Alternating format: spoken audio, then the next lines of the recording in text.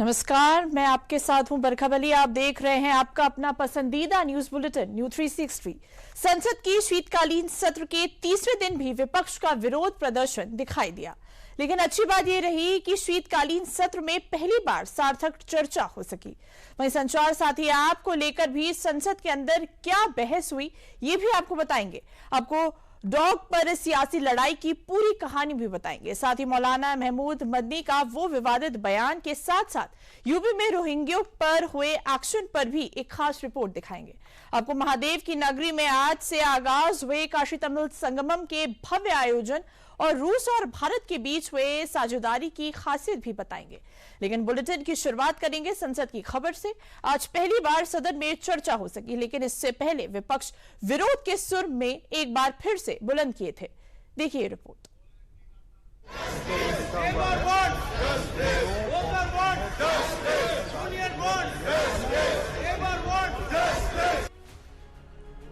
सियासत की रवायत देखिए। अभी एक दिन पहले यह तय हुआ था कि विपक्ष की हर मांग पर चर्चा की जाएगी, लेकिन अगले ही दिन विपक्ष का मुद्दा बदल गया। शीतकालीन सत्र के पहले 2 दिन जिस एसआईआर पर चर्चा कराने की मांग को लेकर विपक्ष अड़ा हुआ था, उस पर चर्चा की मोहर लगी तो विपक्ष अब तीसरे दिन श्रम कानून को लेकर संसद के बाहर प्रदर्शन करने लगा। इसलिए अब कई तरह के सवाल उठ रहे हैं। जब सरकार ने चर्चा के लिए वक्त दे दिया तो विपक्ष अब क्यों विरोध कर रहा है? क्या वाकई में विपक्ष संसद की चलने नहीं देना चाहता? क्या विपक्ष हर रोज ऐसे विरोध कर संसद का कामकाज को रोकना चाहता है?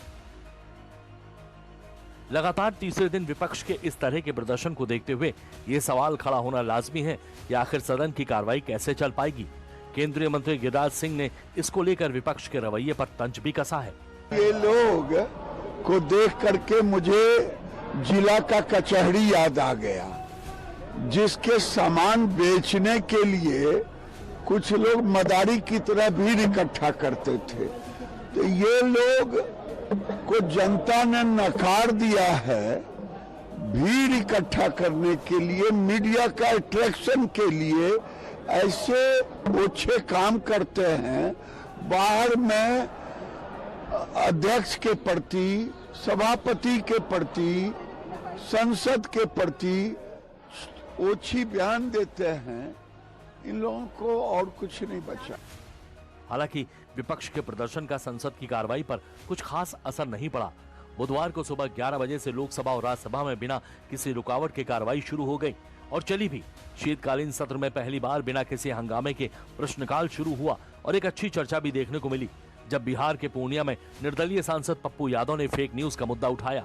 महत्वपूर्ण विषय है और आज देश के हर व्यक्ति के जीवन में सकारात्मक या नकारात्मक दोनों दृष्टि से ये जीवन को प्रभावित करता है। खासकर देखा गया है युवाओं में कई तरह के जो ऐप्स बने हैं, जिसमें जाति, धर्म, मजहब, भाषा, क्षेत्रवाद, प्रांतवाद, लिंग, ये जो ग्रुप्स हैं ये लगातार समाज को बांटता जा रहा है, जिसमें सोशल मीडिया है। माननीय मंत्री महोदय ने जो जवाब दिया है, ये ऐसा होगा तो ऐसा करेंगे, ऐसा हो जाएगा तो फिर इसके लिए ये प्रावधान है। इन्होंने ये नहीं कहा कि पूरी जिंदगी तबाह होने के बाद या घटना घट जाए, किसी आदमी की हत्या हो जाए, तब हम निराकरण में ये दे रहे हैं, ऐसा उत्तर सही नहीं। जब सोशल मीडिया पर तैरने वाले एआई में बने डीप फेक और फेक न्यूज का मुद्दा बुधवार को संसद के पटल पर रखा गया, तो इस पर केंद्रीय सूचना और प्रसारण मंत्री अश्विनी वैष्णव ने जो जवाब दिया वो भी आप सुनिए। फेक न्यूज के बारे में जो विषय माननीय सांसद जी ने उठाया है वो वाकई एक बहुत ही चिंताजनक विषय है। I sincerely want to say that fake news is a threat to our democracy today. और हमें सोशल मीडिया पर फेक न्यूज पर, एआई जनरेटेड डीप फेक पर स्ट्रिक्ट एक्शन लेने की जरूरत है। जिस तरह से सोशल मीडिया प्लेटफॉर्म्स का उपयोग करके एक तरीके से कई ऐसे इकोसिस्टम बन गए जो कि भारत के संविधान को फॉलो नहीं करना चाहते, बहुत तरह से इस पार्लियामेंट द्वारा बनाए हुए कानून को भी पालन नहीं करना चाहते, उसमें स्ट्रिक्ट एक्शन लेने की और कड़े नियम बनाने की वाकई बहुत सख्त जरूरत है। हाल ही में कुछ नए रूल्स भी बनाए गए हैं। Within 36 hours take down करने की एक नए रूल अभी हाल ही में बनाया गया है। AI जनरेटेड डीप फेक्स को आइडेंटिफाई करके उसके ऊपर एक्शन लेने का भी नया रूल ड्राफ्ट पब्लिश किया गया है। नए नियम के मुताबिक अब 36 घंटे के अंदर कंटेंट हटाने की व्यवस्था को शामिल किया गया है। AI से बने डीप फेक की पहचान कर उन पर जरूरी कार्रवाई के लिए एक ड्राफ्ट नियम भी जारी किया गया है। इस पर फिलहाल विचार विमर्श चल रहा है। हालांकि SIR के जिस मुद्दे पर विपक्ष विरोध कर रहा है, मंगलवार को ही उस पर चर्चा की तारीख तय हो चुकी है।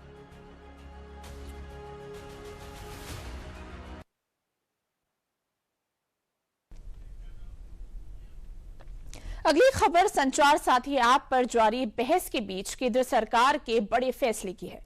संचार साथी ऐप पर आए नए फीडबैक पर केंद्र सरकार ने बड़ा फैसला लिया है, जिसके बारे में टेलीकॉम डिपार्टमेंट ने बुधवार को बताया। देखिए क्या है पूरा मामला इस रिपोर्ट में। संचार साथी ऐप को लेकर जारी बहस अब संसद के अंदर पहुंच चुकी है। देश की सबसे बड़ी पंचायत में बुधवार को संचार साथी ऐप को लेकर पक्ष और विपक्ष के बीच सवाल जवाब का दौर देखने को मिला है।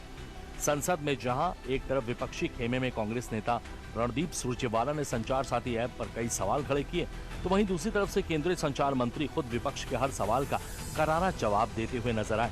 पहले आप विपक्ष के सवाल सुनिए। Whereby all cell phone manufacturers and importers of cell phones are compulsorily obliged to upload Sanchar Sathi app. It is also directed that this app has to be pushed into every cell phone and smartphone. And thirdly, it cannot ever be deleted or altered in any manner by the user. Sir, this is a clear breach of privacy of every smartphone and cell phone users of India. A clear apprehension is that the features of the app would point out real time. संसद में संचार साथी app को लेकर उठ रहे सवालों का केंद्रीय संचार मंत्री ज्योतिरादित्य सिंधिया ने संसद में ही करारा जवाब दिया। क्योंकि ऐप फोन पे है, इसका मतलब नहीं है कि वो ऑटोमेटिकली ऑपरेट हो जाएगा। जब तक मैं उपभोक्ता के रूप में उसमें रजिस्टर ना करूं, तब तक वो ऑपरेट नहीं होगा। और मैं उपभोक्ता के आधार पर, जैसे मेरे फोन पर सर ढेर सारे ऐप्स होते हैं, मैं उस ऐप को भी दबा के मैं डिलीट कर सकता हूं। तो ये लोकतंत्र में पूर्ण हक और अधिकार नागरिक का है सर। हम लोग ने केवल ये ऐप सभी को उपलब्ध कराने के लिए कदम लिया है। लेकिन फिर भी मैं सदन के पटल पे भी कहना चाहता हूं, हमारा कोई हट नहीं। इसकी सफलता का प्रयोग जनता के आधार पर हुआ है। फीडबैक हमें मिलेगा, उस फीडबैक के आधार पर अगर उस ऑर्डर में भी हम लोगों को कोई चेंज लाना है, उसके लिए भी हम लोग तैयार हैं। ये मैं अवश्य कहना चाहता हूं कि इस ऐप के आधार पर न स्नूपिंग संभव है, न स्नूपिंग होगा। प्रधानमंत्री नरेंद्र मोदी जी की सरकार देश की जनता के हाथों में अधिकार देना चाहती है ताकि वे अपने आप को सुरक्षित रख पाए। सड़क से लेकर संसद तक संचार साथी ऐप पर जारी बयानबाजी के बीच केंद्रीय संचार मंत्री ज्योतिरादित्य सिंधिया ने ये बात साफ कर दी कि ऐप को मोबाइल फोन में रखना या न रखना इसका अधिकार उपभोक्ता के हाथ में है और सरकार उपभोक्ताओं के फीडबैक पर अपने निर्णय में जरूरी बदलाव भी करने को तैयार है। वो मांग जो प्रस्तुत किया गया है, मैंने कहा भी है, आपने अगर संसद में मेरी बात सुनी होगी तो मैंने कहा भी है कि हमारा एक ही मत है और वो मत है आम जनता की सुरक्षा और आम जनता को ये फ्रॉड के कैंसर से बचाने की जो फीडबैक मिला है उसके आधार पे भी संशोधन करने की जरूरत है। हम लोग तैयार है करने के लिए। अरे भाई एक मिनट, हमारा कोई हट नहीं है, हमारा एक ही सोच और विचारधारा है और वो है कि 100 करोड़ जनता जो उपभोक्ता हैं उनकी सुरक्षा, यही सरकार का दायित्व है। केंद्रीय संचार मंत्री के बुधवार को संसद के बाहर दिए इस बयान के थोड़ी देर बाद ही केंद्र सरकार ने हर नए मोबाइल फोन में संचार साथी ऐप के प्री इंस्टॉलेशन के दिए निर्देश पर एक ऐसा फैसला ले लिया। टेलीकॉम डिपार्टमेंट ने कहा है कि संचार साथी ऐप की बढ़ती लोकप्रियता को देखते हुए सरकार ने मोबाइल बनाने वाली कंपनी के लिए प्री इंस्टॉलेशन की अनिवार्यता खत्म कर दी है। टेलीकॉम डिपार्टमेंट ने बताया है कि बुधवार दोपहर 12 बजे तक 1.40 करोड़ डाउनलोड हो चुके हैं। 2 दिन में अपनी मर्जी से ऐप डाउनलोड करने वालों की संख्या में 10 गुना बढ़ोतरी हुई है। केंद्र सरकार के इस फैसले के बाद भी विपक्ष अपने पुराने रवैये पर बना हुआ है। केंद्रीय संचार मंत्री भी लगातार इस बात पर जोर देते रहे कि संचार साथी ऐप को इस्तेमाल करने का फैसला उपभोक्ता पर निर्भर करता है। संचार साथी ऐप को लेकर पूरा विवाद 28 नवंबर को शुरू हुआ, जब दूरसंचार विभाग DOT ने सभी मोबाइल फोन निर्माताओं को एक आदेश जारी किया था। इसमें कंपनियों को भारत में भेजे जाने वाले सभी नए मोबाइल फोन के साथ साथ मौजूदा हैंडसेटों में सॉफ्टवेयर अपडेट के जरिए ऐप इंस्टॉल करना कंपलसरी कर दिया था। मगर अब सरकार ने ऐप की लोकप्रियता को देखते हुए अपने फैसले में बदलाव कर दिया है। उपभोक्ताओं में तेजी से बढ़ती लोकप्रियता की वजह से ऐप में मिलने वाली सुविधाएं क्या-क्या हैं, आइए वो भी जानते हैं। यूजर्स खोए और चोरी हुए फोन को सभी नेटवर्क पर ब्लॉक कर सकते हैं। IMEI वेरीफाई कर सकते हैं ताकि पता चले कि डिवाइस असली है या नहीं। ये देख सकते हैं कि किसी के नाम पर कितने मोबाइल नंबर एक्टिव हैं। संदिग्ध कॉल या मैसेज की रिपोर्ट भी इस ऐप के माध्यम से की जा सकती है। सरकार के अनुसार इस कदम के पीछे मुख्य वजह साइबर ठगी को रोकना है कि इस ऐप और पोर्टल के आधार पर 1.5 करोड़ मोबाइल कनेक्शन देश के अंदर डिस्कनेक्ट हुए हैं जो फ्रॉडुलेंट हैं, क्योंकि जनता ने रिपोर्ट किया। करीब 26 लाख स्टोलन हैंडसेट हम लोग ने ट्रेस की। 7 लाख स्टोलन हैंडसेट जो उपभोक्ता है उसे हमने वापस भी कर दिया है और 41 लाख मोबाइल कनेक्शन डिस्कनेक्ट हुए हैं। 6 लाख फ्रॉड हम लोग ने ब्लॉक किए। संचार साथी ऐप केंद्र सरकार का एक डिजिटल सेफ्टी प्रोजेक्ट है जो 17 जनवरी 2025 को लॉन्च किया गया था। इसे Google play store, app store से डाउनलोड कर सकते हैं। वेबसाइट पर भी ये मौजूद है।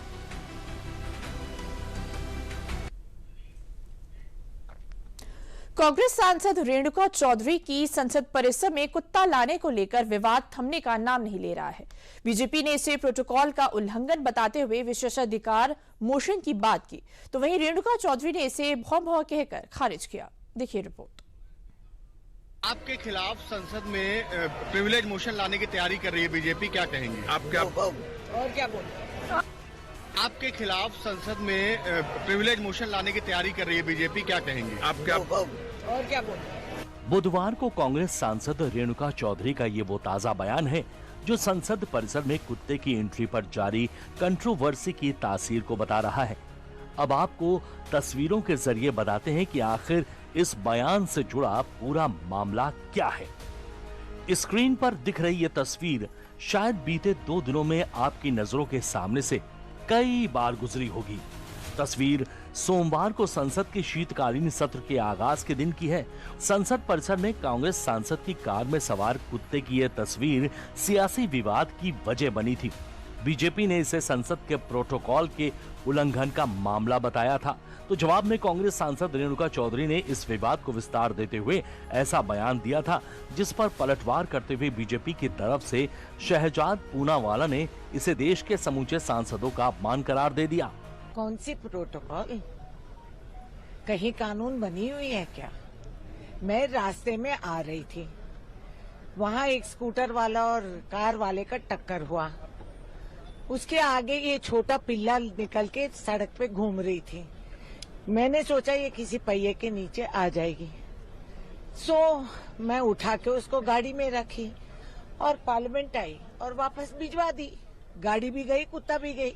तो किस बात की चर्चा चल रही है? असली डसने वाले और काटने वाले पार्लियामेंट में बैठे। BLS का मौत हो रहा है, वो ड्रामा दिख रहा है, और कुत्ते को हम रक्षा करें तो ये बड़ी ये प्रॉब्लम हो गई। और पार्लियामेंट में जो बैठ के हमको रोज डसते हैं उसका तो कोई फिक्र ही नहीं है। पार्लियामेंट के विषय में क्या सोचती है और उनकी किस प्रकार की सामंती सोच है, संवैधानिक सोच नहीं है, ये इसका परिचय है। पहले दिन पर रेणुका जी ने पार्लियामेंट मतलब लोकतंत्र के मंदिर में कुत्ता लाने का काम किया। कुत्ते से किसी को परेशानी नहीं, पर उन्होंने कहा कि अंदर बैठने वाले मतलब पार्लियामेंट के सफाई कर्मचारी, पार्लियामेंट के सिक्योरिटी कर्मचारी, MPs ये कुत्ते हैं। दूसरे दिन पर कल सेना का उन्होंने अपमान किया कि सेना पर जुल्म हो रहा है। कांग्रेस सांसद रेणुका चौधरी के इस बयान के बाद कुत्ते पर जारी कंट्रोवर्सी में तब नया मोड़ लिया जब बुधवार को कांग्रेस सांसद रेणुका चौधरी ने इस विवाद के चलते राज्यसभा में अपने खिलाफ विशेषाधिकार हनन का प्रस्ताव लाए जाने की खबर पर पत्रकारों के सामने ऐसा रिएक्ट किया, जिस पर फिर पलटवार करते हुए शहजाद पूनावाला ने इसे कांग्रेस की मानसिकता बताया। आपके खिलाफ संसद में प्रिविलेज मोशन लाने की तैयारी कर रही है बीजेपी, क्या कहेंगे आप? क्या और क्या बोले? और आज जब पत्रकारों ने मतलब चौथे स्तंभ ने उनसे प्रिविलेज मोशन संवैधानिक प्रक्रिया के बारे में पूछा, तो संवैधानिक प्रक्रिया के विषय में वो बोलती है भाव भाव। अब हो सकता है कांग्रेस में ये भाषा चलती होगी, क्योंकि वहां पे पिद्दी की अहमियत है, पीपल की नहीं, जानवरों की अहमियत है, जनता की नहीं। पर यह दिखाता है कि कांग्रेस की मानसिकता क्या है। सेना का अपमान, संवैधानिक पदों और संस्थाओं का अपमान, और यहां पर नहीं रुकी। जब उनसे हिंदुइज्म के बारे में रेवंत रेड्डी की टिप्पणी पर पूछा गया, तो उन्होंने कहा कि हिंदुइज्म में कुत्ते बहुत करीब होते हैं उनके। मतलब कि इस प्रकार की टिप्पणी सनातन का भी अपमान। रेणुका चौधरी के इस बयान ने अब सियासत में नई जंग को छेड़ दिया है। हालांकि ये मामला इतना न बढ़ता, लेकिन रेणुका चौधरी ने अपने बयान से इसे हवा दे दी है। उनके अनुसार ऐसा कोई कानून नहीं है जो कुत्तों को संसद परिसर में आने से रोके। अब कांग्रेस सांसद के इस दावे में कितना सच और कितना झूठ है, उसे तफसील से समझते हैं। आखिर क्या कहते हैं संसद के नियम और इस पर क्या कार्रवाई हो सकती है? संसद भवन उच्च सुरक्षा का क्षेत्र है।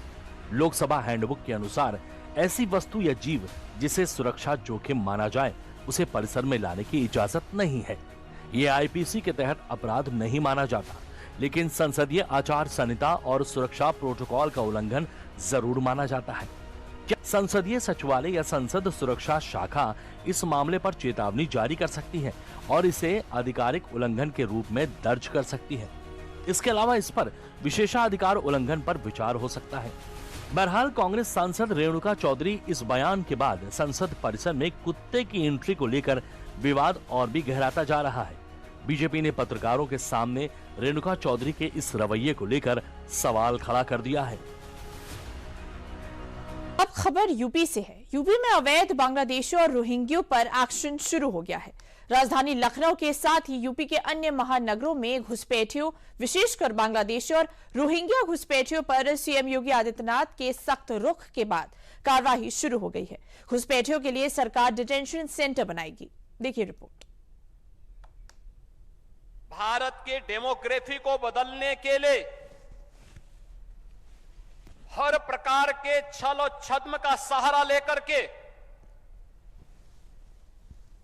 अपना ताना भी और अपना बाना भी बदल करके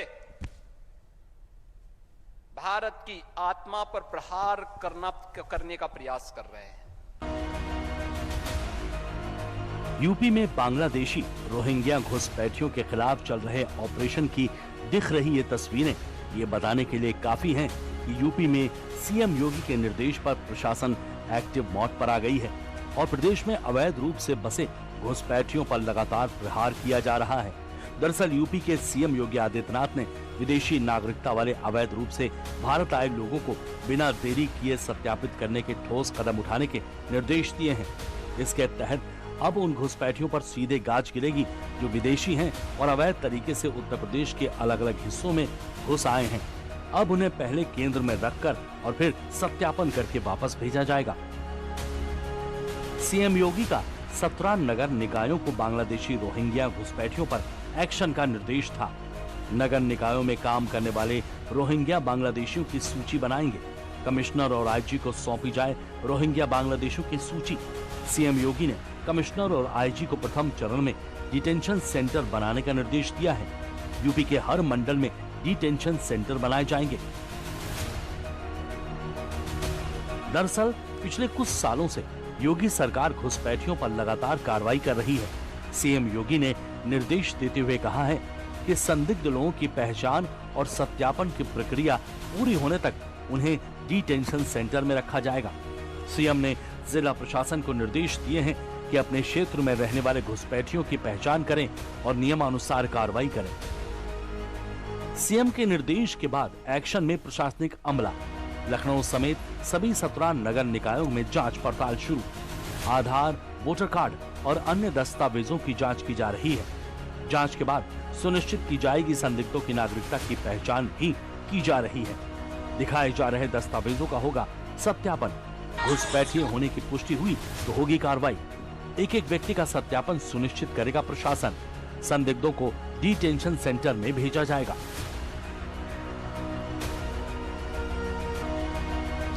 दिल्ली से सटे एनसीआर, खासकर गाजियाबाद, नोएडा, इसके अलावा लखनऊ और सीमावर्ती जिलों जिसमें महाराजगंज से लेकर पीलीभीत तक घुसपैठियों की आवाजाही और बसने के कई मामले सामने आए हैं। अकेले लखनऊ के डालीबाग में ही अवैध रूप से बसे घुसपैठियों के कई मामले सामने आए थे, जिस पर बुधवार को भारी सुरक्षा बलों के साथ प्रशासन का एक्शन देखा गया, जिस पर लखनऊ की मेयर सुषमा खरकवाल ने अपनी खुशी जाहिर करते हुए क्या कुछ कहा, आइए उसे भी सुन लेते हैं। पिछले साल दिसंबर में हमने कार्रवाई की थी। उस समय 50 परिवार को हटा दिया था, उनका घर बिल्कुल हटा दिया था। वो 50 परिवार यहाँ से चला गया था। उसके बाद धीरे धीरे जांचें करने लगे, हर जोन में कहाँ कितने लोग हैं, सबकी मैंने कार्रवाई कराई और जोनों से पूरा डाटा भी इकट्ठा कर लिया है। और उसके बाद अभी 15 दिन पहले जब आप लोग साथ में थे, LSA कंपनी की जांच करी है, तो उसी दिन 160 लोग काम छोड़ करके चले गए हैं। और ये मैं मुहिम हल्के हल्के चलाती रही, आप लोगों का भी सहयोग रहा। लेकिन अब हमारे मुखिया, प्रदेश के मुखिया माननीय मुख्यमंत्री योगी आदित्यनाथ जी ने जब ये कह दिया, महाराज जी का आदेश सर्वोपरि है, अब मैं इसको खुल करके इस पे काम करूंगी। इससे पहले सीएम ने 22 नवंबर को अवैध घुसपैठ पर यूपी में कड़ी कार्रवाई का आदेश जारी किया था, जिसमें उन्होंने ये भी साफ किया था कि राष्ट्रीय सुरक्षा और कानून व्यवस्था से समझौता नहीं किया जाएगा। पकड़े गए घुसपैठियों को डिटेंशन सेंटरों में रखकर कानूनी प्रक्रिया समाप्त होने के बाद उनके मूल देश को वापस भेजा जाएगा। अब आखिर डिटेंशन सेंटर है क्या जहां अवैध घुसपैठियों को रखा जाएगा, आइए उसे भी समझते हैं। डिटेंशन सेंटर उस जगह को कहते हैं जहां अवैध तरीके से देश में घुसने वाले विदेशी लोगों को रखा जाता है। ये वो लोग होते हैं जो भारत में रहते हैं लेकिन यहाँ के नागरिक नहीं है। ऐसे लोगों की पहचान हो जाने पर उन्हें भारत में ही बने डिटेंशन सेंटर में रखा जाता है। डिटेंशन सेंटर से वापस उन्हें उनके देश भेज दिया जाता है। आपको बता दें कि विदेशी कानून 1946 के सेक्शन 3(2)(c) के अनुसार भारत सरकार के पास देश में अवैध रूप से रह रहे विदेशी नागरिकों को उनके देश वापस भेजने का अधिकार है। इस कानून के सेक्शन 3(2)(e) में प्रावधान किया गया है कि कोई राज्य चाहे वो भी डिटेंशन सेंटर बना सकता है। अब एक नजर भारत में कितने डिटेंशन सेंटर हैं और वो कहां-कहां बनाए गए हैं, आइए उसे भी जान लेते हैं। डिटेंशन सेंटर एक तरह की जेल होता है। डिटेंशन सेंटर प्रत्यर्पण न होने तक विदेशी नागरिकों को यहीं रखा जाता है। वर्तमान में भारत में 11 डिटेंशन सेंटर हैं, जो असम में 6, दिल्ली, गोवा, राजस्थान, पंजाब, बेंगलुरु में एक-एक डिटेंशन सेंटर है। 2019 के यूपी के सर्वे में से 10 लाख से ज्यादा बांग्लादेशी, रोहिंग्या और पाकिस्तानी घुसपैठियों की संख्या का अनुमान था, लेकिन अभी तक कोई ठोस कार्रवाई नहीं हुई थी। लेकिन सीएम योगी के इस आदेश के बाद एक बार फिर से घुसपैठियों के खिलाफ सख्त कार्रवाई की शुरुआत हो गई है और तेजी से घुसपैठियों को यूपी से खदेड़ा जा रहा है।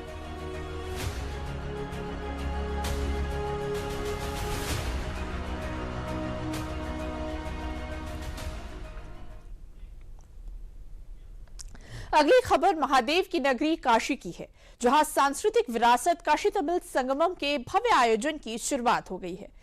क्लासरूम से लेकर गंगा के घाटों तक काशी और तमिल की साझी संस्कृति की झलक दिखाई दे रही है।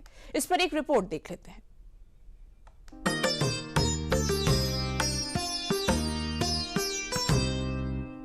डमरुओं की गूंज, नगाड़ों की थाप और गंगा तट पर बसी काशी की पवित्र हवा में घुली आध्यात्म की सुगंध, इन्हीं सब के बीच बनारस एक बार फिर दो प्राचीन संस्कृतियों उत्तर और दक्षिण भारत की अमर साझेदारी का साक्षी बन रहा है।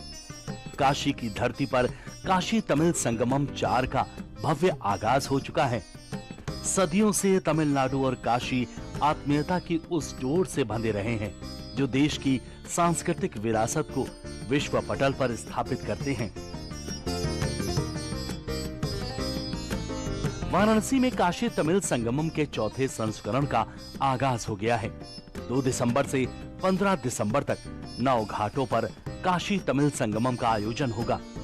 काशी में शुरू हुए इस आयोजन में 1400 प्रतिनिधि शामिल होंगे। छात्रों, शिक्षकों और व्यवसायियों के लिए व्याख्यान और भ्रमण सत्र रखे गए हैं। ये कार्यक्रम IIT मद्रास और BHU वाराणसी द्वारा किया जा रहा है।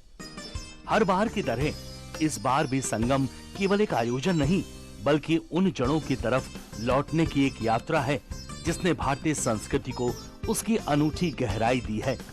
काशी की घाटों की शांति और तमिल परंपराओं की गरिमा जब एक मंच पर मिलती है तो समझिए भारत की आत्मा स्वयं प्रकट होती है। और इस वर्ष की थीम भी उसी एकता, उसी साझी विरासत को नई शक्ति देने का प्रयास माना जा रहा है। बुधवार की सुबह 200 तमिल छात्रों का दल BHU पहुंचा। BHU के ओंकारनाथ ठाकुर सभागार में सुबह पहले शैक्षणिक सत्र का आगाज हुआ, जिसमें काशी BHU की परंपराओं से जुड़ने का आह्वान किया गया। छात्रों के भरे सभागार में जीवन और शिक्षाओं के बारे में बताया गया। बुधवार को लगभग 200 तमिल छात्रों का दल जब BHU के परिसर में पहुंचा तो लगा जैसे दो संस्कृतियों की नदियां एक विशाल संगम में उतर आई हों। युवा चेहरों की उत्सुकता, परंपराओं के प्रति सम्मान की चमक और इतिहास को समझने की इच्छा, यानी सब मिलकर एक नई कहानी लिखने को तैयार दिखाई दे रहे थे। क्लासरूम में लेकर गंगा घाटों तक काशी और तमिल की साझी संस्कृति की झलक दिखाई दे रही थी। पहला संस्करण 2022 16 नवंबर से 15 दिसंबर 2022 तक। थीम कोई निश्चित थीम नहीं, फोकस सभ्यतागत और सांस्कृतिक संबंध। दूसरा संस्करण 2023 17 दिसंबर से 30 दिसंबर 2023। थीम शिक्षा, संस्कृति, व्यवसाय। तीसरा संस्करण 2025 15 फरवरी से 24 फरवरी 2025। थीम शास्त्रीय तमिल साहित्य में ऋषि अगस्त्य के महत्वपूर्ण योगदान पर प्रकाश। चौथा संस्करण 2025 2 दिसंबर से 15 दिसंबर 2025। थीम चलो तमिल सीखें, तमिल कर कलाम। बुधवार की सुबह BHU का ओंकारनाथ ठाकुर सभागार में सैकड़ों छात्रों की भीड़, तमिल परंपरागत वेशभूषा में आए 200 युवा, सजे हुए मंच और पृष्ठभूमि में मधुर संगीत, सब कुछ इस बात का संकेत था कि तमिल संस्कृति आज काशी के हृदय में प्रवेश कर चुकी है। एक तरफ दक्षिण भारत की प्रखर संस्कृतियों और दूसरी तरफ उत्तर भारत का विस्तृत आध्यात्मिक आयाम, दोनों मिलकर बताते हैं कि भारत केवल एक भूभाग ही नहीं, बल्कि विचारों का वो संगम है जो एकता में विश्वास रखता है। काशी तमिल संगमम सिर्फ आयोजन नहीं, ये भारत की संस्कृति का उत्सव बन चुका है। ये उन सभी लोगों के लिए एक महत्वपूर्ण मंच बन चुका है जिन्हें तमिल भाषा और संस्कृति से प्रेम है। पीएम मोदी ने भी देशवासियों से अपील की है कि काशी तमिल संगमम में शामिल होकर एक भारत श्रेष्ठ भारत की भावना को मजबूत बनाएं।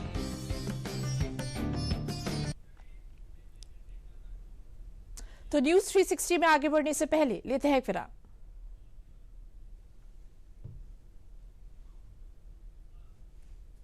जल्दी करो यार, प्लीज जल्दी। दूसरा कोई मैच है क्या? ऐसा ही कुछ है यार, बैंक जाना है दादाजी को लेके। हाँ यार, उम्र होने पर कभी कभी मदद तो लगती है, पर बैंकिंग में नहीं। वैसे भी RBI कहता है सीनियर सिटीजन सबसे पहले। अगर आप 70 साल से ऊपर हैं और आप बैंक नहीं जा सकते तो बैंक आएगा आपके पास जरूरी सेवाएं लेकर, वो भी वाजिब दरों पर। सीनियर सबसे पहले। RBI कहता है जानकार बनिए, सतर्क रहिए। तो न्यूज 360 में आगे बढ़ते हैं। रूसी राष्ट्रपति पुतिन 4 से 5 दिसंबर को भारत दौरे पर आ रहे हैं, जहां दोनों देशों के बीच वेलोस सैन्य समझौते पर मुहर लगेगी। इस समझौते से भारत और रूस की सेनाओं को एक दूसरे के मिलिट्री बेस और सुविधाओं का साझा इस्तेमाल करने की अनुमति मिलेगी। ये दौरा न केवल रक्षा बल्कि ऊर्जा सहयोग में भी महत्वपूर्ण मोड़ ला सकता है। देखिए रिपोर्ट।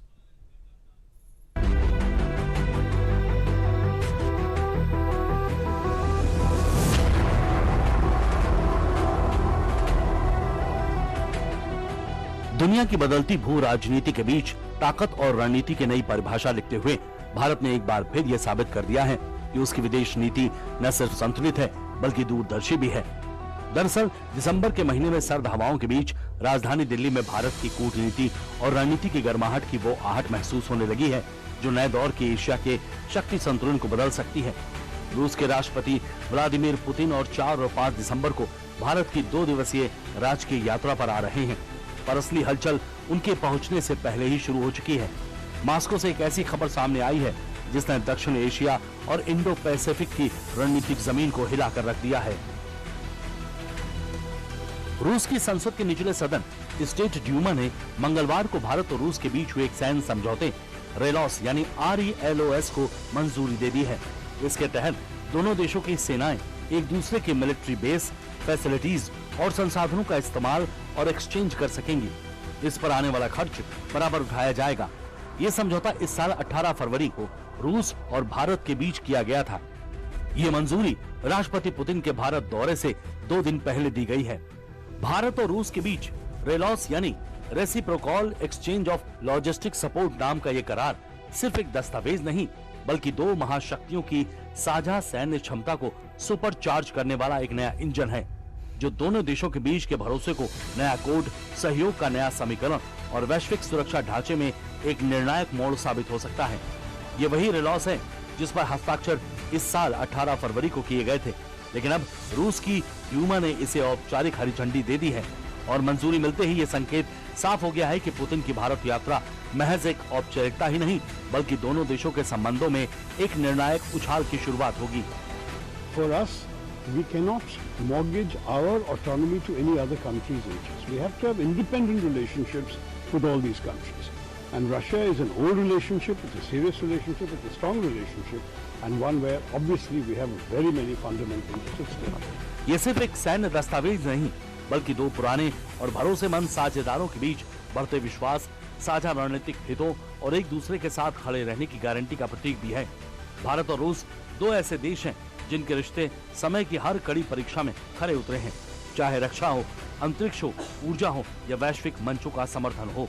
दोनों देश अपनी मजबूत, स्वतंत्र, स्वायत्त विदेश नीति के दम पर दोस्ती निभा रहे हैं।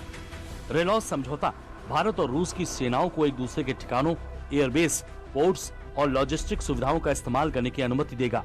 यानी भारतीय नौसेना हो या वायुसेना, अब रूस के आर्कटिक से लेकर प्रशांत तक स्थित ठिकानों का इस्तेमाल किया जा सकेगा। वहीं रूस भी हिंद महासागर क्षेत्र में भारतीय सुविधाओं तक पहले से कहीं अधिक सहजता से पहुंच पाएगा। Reciprocal exchange of logistic support यानी रेलॉस को दोनों देशों की रणनीतिक साझेदारी में अब तक के सबसे अहम रक्षा समझौतों में से एक माना जा रहा है। ये एक डिफेंस लॉजिस्टिक एक्सचेंज समझौता है, जिसके तहत भारत और रूस की सेनाएं एक दूसरे के सैन्य बेस, बंदरगाह यानी पोर्ट्स, एयरफील्ड, सप्लाई पॉइंट का इस्तेमाल कर सकेंगी। ये उपयोग सिर्फ ईंधन भरने, मरम्मत, stock refill, medical support, transit और मूवमेंट जैसे कामों के लिए होगा। हालांकि इस समझौते के तहत जंग या किसी सैन्य संघर्ष के दौरान मिलिट्री बेस इस्तेमाल करने की इजाजत नहीं होगी। ये सिर्फ लॉजिस्टिक सपोर्ट और पीस टाइम मिलिट्री कोऑपरेशन के लिए है।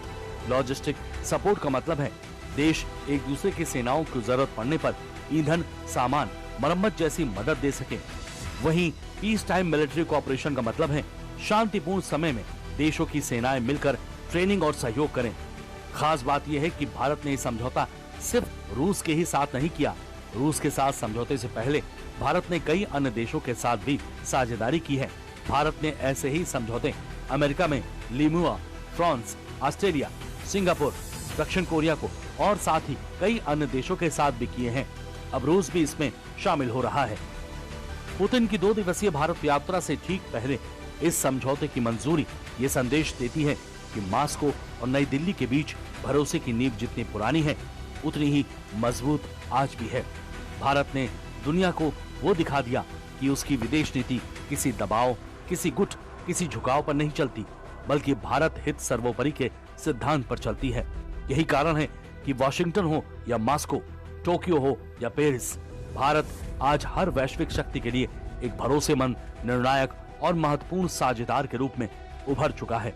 पुतिन की भारत यात्रा से पहले रूस की संसद की निचली सभा स्टेट ड्यूमा ने रेलॉस संधि को मंजूरी देकर यह स्पष्ट कर दिया है कि नई दिल्ली और मॉस्को के बीच विश्वसनीयता और सहयोग आज भी अटूट है।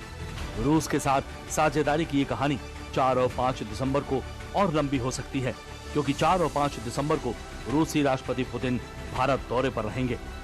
रूसी राष्ट्रपति पुतिन 4 और 5 दिसंबर को नई दिल्ली में रहेंगे। इस दौरान वो वार्षिक भारत रूस शिखर सम्मेलन में भाग लेंगे। यात्रा के दौरान पुतिन के साथ रक्षा उपकरण, तकनीकी साझेदारी, ईंधन व्यापार और अमेरिकी टैरिफ को लेकर बातचीत हो सकती है। भारत रूस से S-400 मिसाइल सिस्टम और 5वीं पीढ़ी के लड़ाकू विमान Su-57 खरीदना चाहता है, जिसको लेकर भी चर्चा हो सकती है। पुतिन का ये भारत दौरा सिर्फ रक्षा Su-57, S-400 तक सीमित नहीं रहेगा, बल्कि ऊर्जा सहयोग का बड़ा मंच भी बन सकता है। भारत की ऊर्जा जरूरतों को पूरा करने के लिए एक बड़ा कदम उठाया जा सकता है। दरअसल रूसी राष्ट्रपति व्लादिमीर पुतिन के 4 और 5 दिसंबर के भारत दौरे के दौरान रूस के रोसाटॉम के साथ छोटे मॉड्यूलर न्यूक्लियर रिएक्टर SMR की डील पर भी मुहर लग सकती है। ये डील न सिर्फ भारत को साफ और सस्ती बिजली देगी, बल्कि ऊर्जा के क्षेत्र में क्रांति भी लेकर आएगी। रूस के पास छोटे और लचीले न्यूक्लियर रिएक्टरों की महत्वपूर्ण तकनीक है। SMR का प्लान है कि शुरुआत में 5 से 10 रिएक्टर रूस में आएंगे, फिर भारत में लोकल प्रोडक्शन होगा। प्रत्येक रिएक्टर 50 से 300 मेगावाट यानी MWE बिजली पैदा करेगा, जिसका कुल लागत 20,000 करोड़ रुपए होगा, जिसमें भारत के छोटे मॉड्यूलर रिएक्टर प्रोजेक्ट को बूस्ट मिलेगा। ये डील टेक्नोलॉजी ट्रांसफर TOP के साथ होगी, ताकि भारत खुद बना सके। भारत की बिजली मांग 2025 में 1500 बिलियन यूनिट है, जो 2030 तक दोगुनी हो जाएगी। कोयला पर निर्भरता कम करने के लिए SMR जरूरी है, ऐसा माना जा रहा है। तो न्यूज़ 360 में अभी के लिए बस इतना ही। मुझे दीजिए इजाजत। नमस्कार।